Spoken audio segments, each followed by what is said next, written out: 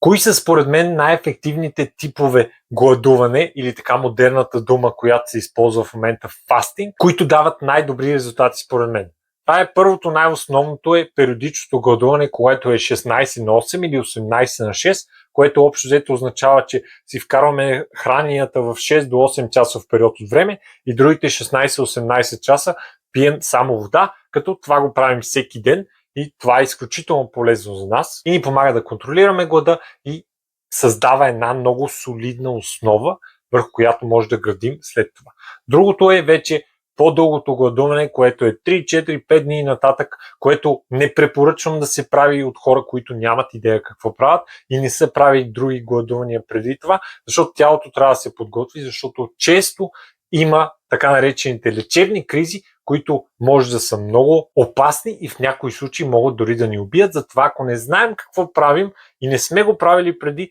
трябва да започнем първо с периодичното гладуване, не да се хвърляме в по-дълбокото гладуване за по-дълго време. И третия вариант, който според мен е най-ефективен, но е много труден да се прави, защото трябва наистина сме свикнали да имаме много добър контрол над нашето хранене и над нашето гладуване, то това е 4-2-1, което какво означава? В 4 дни от седмицата ние правим 16 на 8 или 18 на 6 гладуването. В следващите 2 дни от седмицата ние правим 14 на 10 гладуване, което означава 14 часа гладуване. В 10 часов период са ни храненията и седмия, последния ден, който е един ден, не ядем абсолютно нищо. Като това е едно от най-ефективните, но в същото време едно от най-трудните гладувания да се прави, защото просто трябва да сме свикнали, защото има непрекъснато различни неща, към които не може да се нагоди тялото и оттам идват и ползите, разбира се. Но ако не сме правили и не знаем какво или не сме свикнали достатъчно,